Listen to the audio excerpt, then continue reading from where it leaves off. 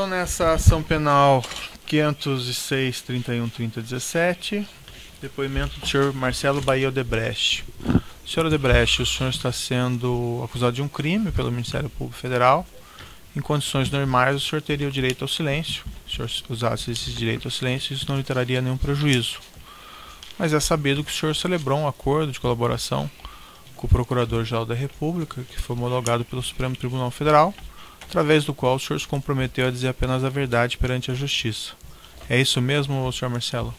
Sim, sim. Senhor Marcelo, então eu vou lhe advertir que, por força desse acordo, o senhor não tem o direito ao silêncio e, além disso, o senhor tem o compromisso de dizer a verdade. Se o senhor faltar com a verdade, além do senhor responder por um crime como se fosse um falso testemunho, o senhor também perde o seu acordo, certo? Perfeito. Excelência, pela defesa do Branislav Contic, uma questão de ordem.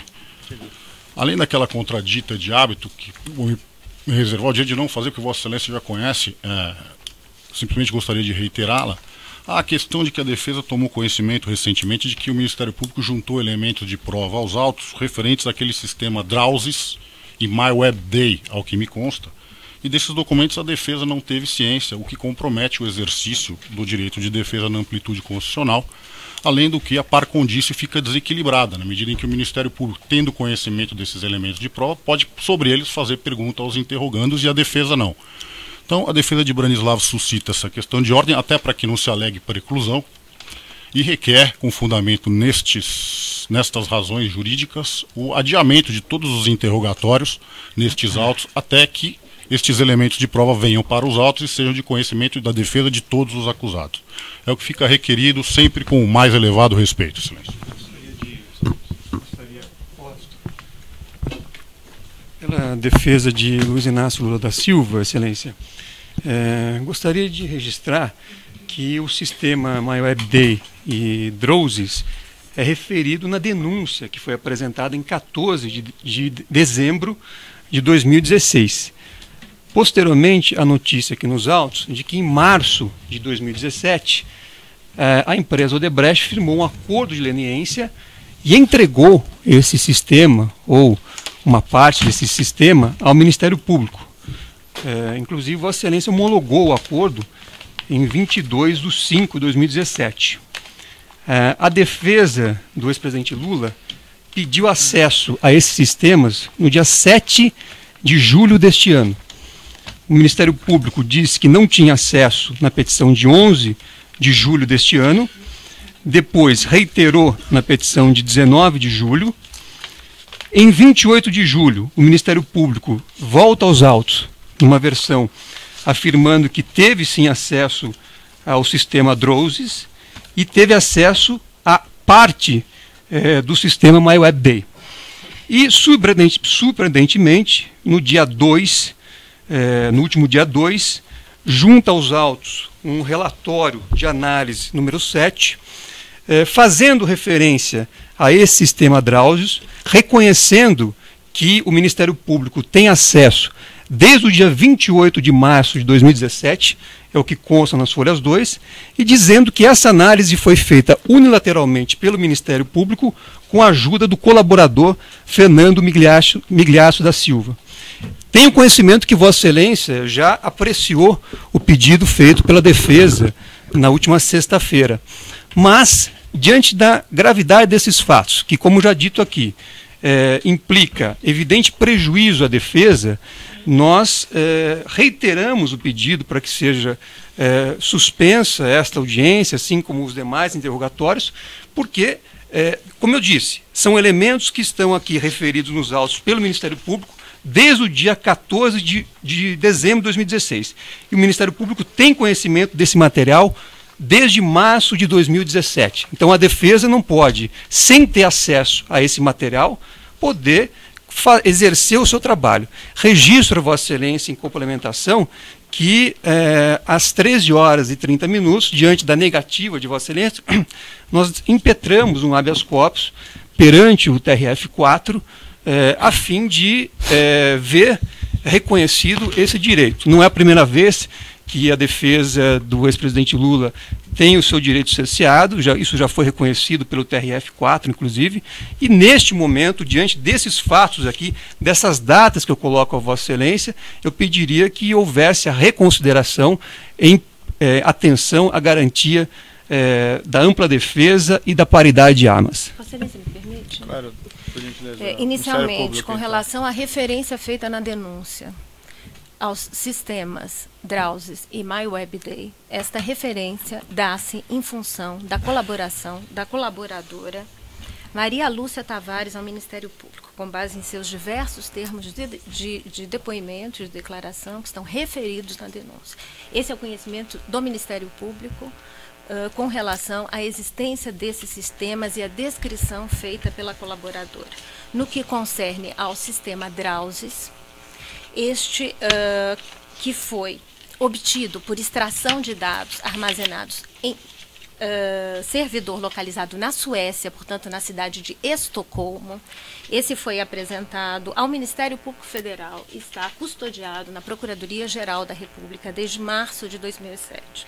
O relatório juntado aos autos, produzido pela área de pesquisa e análise do Ministério Público, foi produzido com base em documentos extraídos do sistema Drowsys, esses elementos recebidos pela PGR e em relação aos quais a área de pesquisa tem acesso desde junho de 2007, 16 de junho de 2007. É fruto desta pesquisa, 2017. Esses dados, portanto, são exclusivamente extraídos do sistema Drowsys, obtido por extração de dados na Suécia, em Estocolmo. Posteriormente, em bojo de acordo de leniência, a Odebrecht apresentou 5 HDs, 5 discos rígidos que estão referidos na petição do Ministério Público. Isso aconteceu no dia 8/8 de 2017, apresentando dados extraídos da Suíça e recebidos da Suíça pela empresa Odebrecht S.A.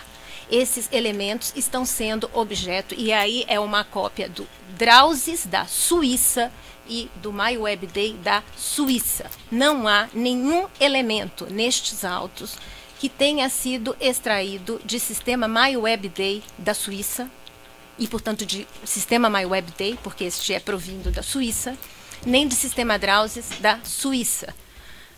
O relatório de análise refere ao sistema Drowsys extraído em provedor da Suécia, como foi amplamente esclarecido nos autos. Então, isso é o que o Ministério Público tem a registrar. Não há nenhum elemento nesse processo extraído diretamente de sistema MyWebDay, porque a força-tarefa da Lava Jato em Curitiba não tem acesso a esse sistema, no sentido de que esse sistema está sendo objeto de levantamento, acesso nesse sentido, de levantamento pela Procuradoria-Geral da República, pela sua área de pesquisa e análise. Me permita, então, só uma questão. O doutor já falou? É que, na verdade, eu queria só complementar diante do esclarecimento, excelência. Não, doutor, não tem a palavra. Eu gostaria de ter a palavra. Colocou a questão, ela colocou, o juiz vai decidir, certo? Eu poderia fazer um esclarecimento à luz do que foi dito, só fazer um esclarecimento adicional? Eu acho que é algo... Qual seria, doutor? Breve, então, esclarecimento. Muito breve. É apenas, se o Ministério Público está analisando, a defesa também tem esse direito de analisar, seja em relação ao MyWebDay, seja em relação ao Drowsys, porque o Drowsys, inclusive, produziu um material que está aqui nos autos e foi juntado. Então, se a defesa não pode ter acesso ao sistema para poder verificar o que lá consta, eu não tenho condições aqui de fazer qualquer trabalho na extensão da ampla defesa nesta audiência. Certo. A decisão do juiz já foi tomada, na verdade. Esses requerimentos de acesso foram feitos. O Ministério Público disse que apenas recentemente teve acesso a esse material. Não se confundia aí as diversas instâncias do Ministério Público. E os requerimentos de acesso pela defesa, seja pela defesa do ex-presidente, seja para os demais, será apreciado na fase própria do artigo 402. Do outro lado, vamos ouvir aqui o senhor Marcelo Odebrecht, assim também os demais acusados. Se for o caso, à luz desses elementos, quando for eventualmente produzida uma perícia a respeito, nós reouvimos eles, mas vamos aproveitar a vinda aqui do senhor Marcelo Baio Odebrecht para tentar esclarecer os fatos que é o que interessa para essa ação penal, certo? Então, fiquem deferidas essas questões de ordem. Senhor Marcelo, apesar desse nosso pequeno desvio... Excelência, só uma questão, eu só gostaria de apresentar a contradita nos termos já conhecidos também por Vossa Excelência. Muito obrigado. Contradita contra o acusado? Isso é inédito. Contradita contra o acusado. Na verdade, Vossa Excelência tomou o compromisso de dizer a verdade. Está sendo ouvido em que condição, Excelência? De acusado colaborador. Acusado colaborador. Até onde consta, não existe contradita de acusado no Código de Processo Penal. Prestando compromisso. Mas sigamos então, Excelência. Tá certo, doutor. Perfeito. Vamos seguir então. Senhor Marcelo, o senhor prestou um depoimento em uma outra ação penal recentemente que tinha por, entre outros acusados, o senhor Antônio Palocci. O senhor prestou esse depoimento em 10 de abril de 2017, ação penal 505-49-32. Esse depoimento foi juntado aos autos com antecedência para a ciência de todos. Se encontra aqui no evento 872. O senhor se recorda desse depoimento? Sim, Excelência. Tem alguma coisa naquele depoimento que o senhor gostaria de retificar, ou o senhor, na oportunidade, respondeu os fatos que o senhor tinha conhecimento? Não, pelo que me recordo, foi o que eu tinha conhecimento na época. Nenhuma retificação específica do que o senhor declarou na oportunidade? Não me recordo de ter necessidade de fazer. Perfeito. Aquela é uma outra ação penal e algumas questões são comuns. Eu sei que isso é um pouco chato, mas algumas questões eu vou repetir antes de nós entrarmos no objeto específico dessa ação penal, certo? Perfeito, eu acho importante, até porque tem algumas coisas, talvez que naquela depoimento, como não tinha a ver necessariamente com esse processo, talvez eu não tenha explorado tanto. Tá certo. Senhor Marcelo, o senhor pode primeiro me esclarecer o período que o senhor trabalhou como presidente do Grupo Odebrecht? Eu assumi a presidência a diretor-presidente do grupo em agosto de 2008. E o senhor permaneceu nessa condição? Até final de 2015. Antes o senhor era presidente da construtora, é isso? Da construtora. Quando que o senhor assumiu a função de presidente da construtora? 2002. Início de 2002, acho. No decorrer das investigações, consta aqui a afirmação na denúncia que teria sido descoberto algo que é chamado de setor de operações estruturadas no âmbito da Odebrecht. O senhor confirma que havia um setor, vamos dizer, se não com esse nome, mas com essa natureza? Havia uma equipe, na verdade a gente não chamava de setor, havia uma equipe que fazia pagamentos não contabilizados desde a década de 80 e que em 2006 foram várias pessoas que foram fazendo rodízio, assumindo a responsabilidade, e que a pessoa que assumiu em 2006, que foi o Hilberto Silva, até então, essa equipe, o responsável por essa equipe, tinha a denominação de assessor, e aí o Hilberto, quando assumiu em 2006, sugeriu que fosse mudado para uma equipe de operações estruturadas, porque operações estruturadas é o nome que se dá aos financiamentos com garantia específica. E era uma maneira de, digamos assim, ele poder transitar, apoiando todos os empresários, sem que as pessoas achassem que ele estava fazendo pagamentos não contabilizados. Isso vem exatamente, existe essa equipe aí que fazia os pagamentos não contabilizados em apoio a vários executivos do grupo que faziam. O senhor o senhor lembra quem compunha esse setor de operações estruturadas, essa equipe? A equipe foi mudando. A partir do senhor Hilberto Silva. A partir do Hilberto Silva era Hilberto, era o Fernando Migliaccio, era o Luiz Eduardo, e tinha duas secretárias, que era a Ângela e a Maria Lúcia. Esse setor ele estava subordinado a quem dentro da estrutura corporativa da empresa? O Hilberto estava subordinado a mim. Na verdade, esse setor ele sempre ficou ligado à construtora. Então ele vinha ligado a mim. Quando eu fui para diretor-presidente, como ia ficar 5 presidentes da construtora, por uma questão de que a gente tinha um problema de que a geração toda era no exterior e grande parte da necessidade vinha do Brasil, existia um problema de priorização desses recursos. E aí, para evitar que houvesse um problema entre os presidentes das construtoras, entendeu? A decisão na época foi que esse assunto, Hilberto continuaria ligado a mim, Mas na prática, aqui sem me eximir de responsabilidade, na prática toda a equipe apoiava diretamente, era como uma equipe externa que apoiava a quem fosse precisar fazer pagamentos não contabilizados. Quer dizer, não havia um controle interno, até porque não era para haver controle interno.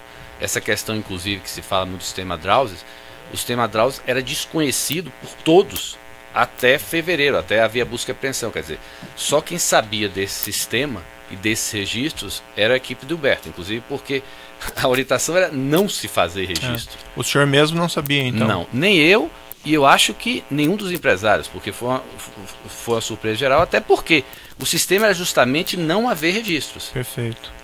E esse outro, já que o senhor entrou nesse negócio de sistema, então avançando algumas perguntas que eu faria adiante, e esse outro sistema que é chamado WebDay? Não, que na verdade o sistema é o seguinte, como era o processo de geração e distribuição, isso foi instituído, esse processo iniciou na década de 90, início da década de 90, naquele escândalo do orçamento, e aí resolveu-se mudar a estrutura e evitar de fazer qualquer pagamento, que a geração na obra, digamos assim. Então, antigamente, no início de 80, quando tinha que fazer um pagamento não contabilizado, em geral, o próprio contrato, a própria empresa, fazia contratos fictícios e tudo.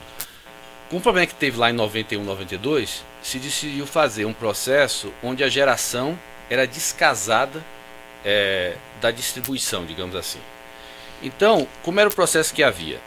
Você tinha os empresários que faziam os compromissos de pagamento não contabilizados, seja todos os tipos, incluindo o que se chama de propina, mas eles faziam esses pagamentos e eles tinham, em geral, tinha uma pessoa que era o financeiro deles, digamos assim, todo empresário. Nós estávamos falando nessa época, talvez 200, 300 empresários que faziam pagamentos não contabilizados. Eles tinham, em geral, uma pessoa da área financeira que fazia os controles. Essa pessoa, quando precisava fazer, ela chegava e enviava uma informação para a equipe de pagamentos não contabilizados, que na época eram 2 pessoas até antes de Humberto. E aí ela depois fazia também, porque esse pagamento, apesar de não ser contabilizado, ele tinha que ser gerencialmente alocado ao custo daquele projeto. Certo. Apesar de não estar na contabilidade, ele gerencialmente era alocado. Bom, esse é o processo, vingou até mais ou menos 2004, tá? Aí, em 2004, foi quando eu percebi o seguinte, tinha muita gente envolvida, inclusive você tinha a pessoa que aprovava o pagamento contabilizado e você tinha uma pessoa junto dela que fazia o controle. Então, surgiu na época a ideia de botar uma única pessoa para receber os pedidos de pagamentos não contabilizados. Essa pessoa não entrava no mérito do que era, sabia apenas que era pagamento não contabilizado. E essa pessoa, ela checava se havia caixa positivo na contabilidade de quem estava pedindo, para evitar que pessoas que tivessem o caixa negativo fizessem o pedido. E ela então, checando que havia caixa positivo, ela liberava este pagamento com um codinome para a equipe de operações estruturadas. E a equipe de operações estruturadas recebia então do empresário diretamente, vinculado a esse codinome, uma conta ou a forma de como seria feito o pagamento. Essa pessoa que fazia então esse link entre os empresários e a equipe de distribuição, ela criou um sistema para controlar. Na verdade, esse sistema, em tese, eu nunca vi esse sistema, mas imaginava que essa pessoa tivesse. Depois eu vinha saber que era o MyWebDay, mas eu sabia que a pessoa tinha planilhas ou alguma maneira. Em tese, o que deveria constar nesse sistema? Em tese, nesse sistema deveria constar um apelido, quer dizer, um codinome, um pedido de um certo valor por parte do empresário de pagamento não contabilizado e o projeto ou a empresa a que este valor seria alocado gerencialmente. Em tese, essa deveria ser a informação que teria no MyWebDay. Enfim, é um sistema que o senhor não controlava, então, também. Não, esse sistema, no fundo... Um registro informal. Era um registro... Não, esse era um registro informal da pessoa. Ele não deveria ter... O que é que ele não deveria ter? Dentro do processo separado do Chinese Wall. Ele não deveria ter o nome do destinatário do recurso, Certo. e não deveria ter nada relativo à conta, ou seja, apenas, repito, ele deveria ter um codinome, porque era a informação que essa pessoa tinha. O que é que ela recebia? Recebia o codinome, recebia um valor a ser pago de forma não contabilizada e recebia a obra ou empresa a qual este valor deveria ser alocado. Então, essa é a informação que deveria constar no MyWebDay. Entendi. Esse sistema, veja bem, esse sistema, em tese, deveria ser acessado, mas a empresa não está conseguindo acessar esse sistema, e a informação que eu tive foi que se conseguiu só alguns extratos impressos desse sistema, não o sistema como um todo, e se conseguiu esse extrato impresso. Diferentemente do Drowsys, esse controle, digamos assim, a gente não chamava de sistema, todos os empresários sabiam que existia. Tá.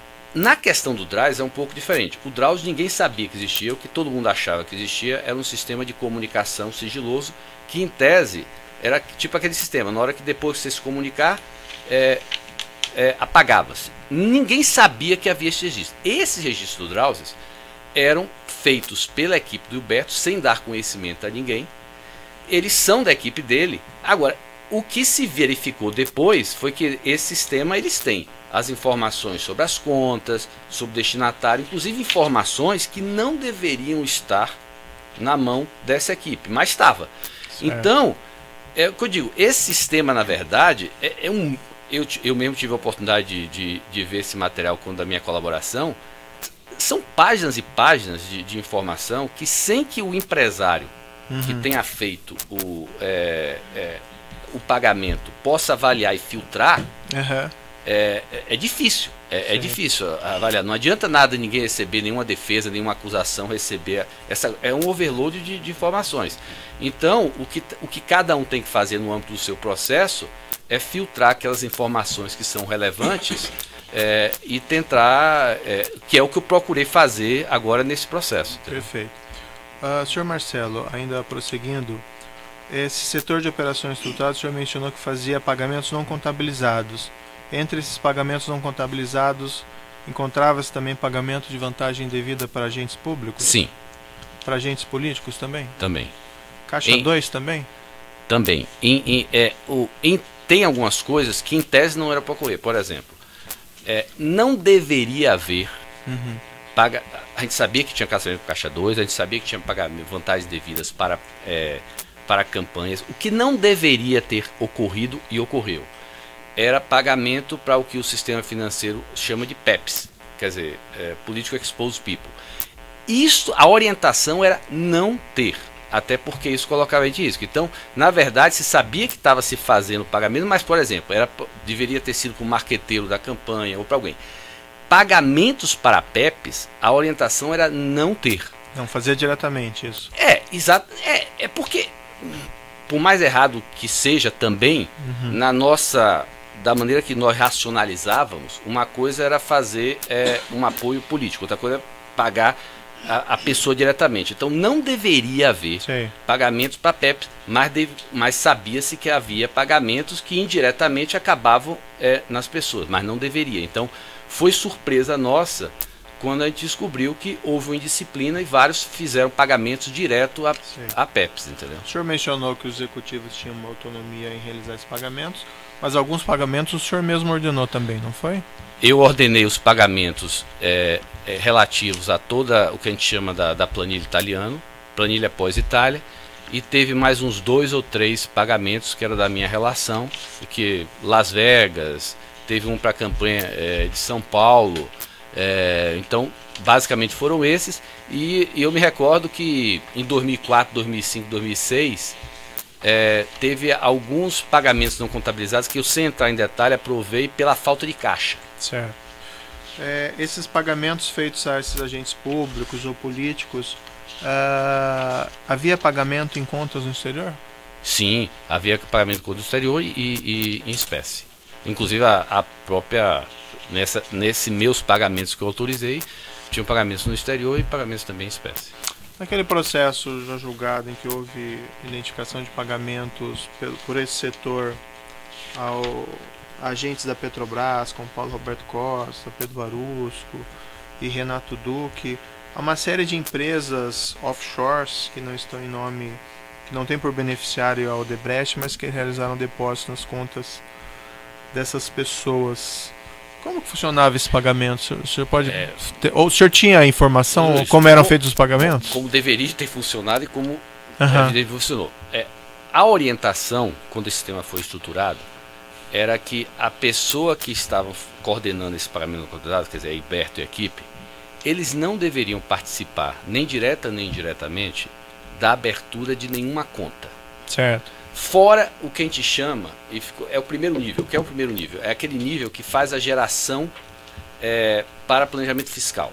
Esse nível, inclusive os bancos que abriam essa conta sabiam que a Odebrecht estava por trás dela. É o primeiro nível. A partir daí, deveria haver 2 ou 3 níveis de contas nos quais não deveria ter nenhum envolvimento do nosso pessoal e da Odebrecht. Deveria ser através de doleiros. Isso era como devia ser. Até porque esse era o que a gente criava, um do check and balances. Porque a gente achava que uma das limitações desse sistema era o próprio sistema financeiro se auto também controlar e anunciar. Bom, o que houve de fato não foi bem isto. Quer dizer, o que houve de fato foi que o Berto e a equipe começaram a abrir ou apoiar pessoas que não deveriam ocorrer, a abrir contas, certo. Atuando inclusive junto aos financial officers dos bancos, o que destruiu todo o check and balances que deveria haver no sistema. Então, na prática, o que acabou ocorrendo foi, você tinha a geração de caixa 2, que em geral, por uma questão de eficiência fiscal, ocorria no exterior, tinha muito pouca aqui no Brasil. Ela era colocada em contas que a gente chamava de primeiro nível. A partir daí, ela era direcionada para a equipe de operações estruturadas. Nós, pensando que era para doleiros, e sem saber, eles estavam também abrindo essas contas. E aí, essas contas, através de 2 ou 3 níveis, acabava chegando no destinatário final. Entre eles, por exemplo, diretores da Petrobras. Que era uma coisa que, por exemplo, nas minhas anotações, tem inclusive várias interrogações, porque não deveria, em tese não deveria ter, ou seja, eu sabia que de alguma forma os meus executivos atendiam os interesses políticos alocados na diretoria da Petrobras. Agora, não deveria ser pagamento aos diretores da Petrobras. Entendi. Porque seria um PEP. E os pagamentos em espécie aqui no Brasil, como é que isso era disponibilizado, esses valores em espécie no Brasil? Não é detalhe, mas eles tinham os doleiros, né? Os doleiros, os cambistas que... Através de doleiros. Doleiros, então. Sabe? Em geral, aí eu acho que tinha várias maneiras de entregar, né? Em geral, eu não conheço os detalhes, mas era através de doleiros, não era... Eu acho que tinha alguns casos que as pessoas até iam buscar, entregar diretamente, mas em geral se optava por entregar via doleiros. Não sei se o senhor tem aí com o senhor, mas vamos falar um pouquinho daquela planilha então. Sim. Agora do programa especial italiano. Se o senhor não tiver, eu tenho aqui. Eu tenho. Mas qual é a versão? O senhor tem 2 cópias? Não, tenho 2, deixa eu ver. Mas eu já vi tantas vezes que eu conheço. O senhor pode pegar essa aqui. Tá bom. É porque tem tantas versões que... Então, primeiro, italiano quem é? Italiano é o Palocci. A Odebrecht, o senhor utilizava esse codinome para ele, por que não se referia diretamente a Palocci? As pessoas que a gente... Normalmente não era nem só necessariamente porque tem algo ilícito, mas algumas pessoas que estavam expostas politicamente, nós chamávamos por um apelido, até porque às vezes está na rua, fala pelo telefone, outro escuta. Então, algumas pessoas tinham um apelido dentro de casa. Então, o Palocci era italiano, o Lula era o amigo. Então, nós usávamos para várias formas. Entendeu? Chamava alguma outra pessoa de italiano no âmbito dessas operações? Não, é como eu falei para o senhor, acho que tem um e-mail que uma pessoa, um diretor meu fala comigo tive com um italiano, mas está se referindo a um italiano de fato que ele teve por uma obra. Italiano, para mim, dentro da organização, se tratando, nós só nos referimos a Palocci. O Ministério Público selecionou diversas mensagens eletrônicas, várias das mensagens eletrônicas, eu fiz indagações ao senhor naquele último depoimento. e havia em várias dessas mensagens eletrônicas a referência a italiano. Italiano naquelas mensagens é o senhor Palocci? Sim, o italiano, ele era...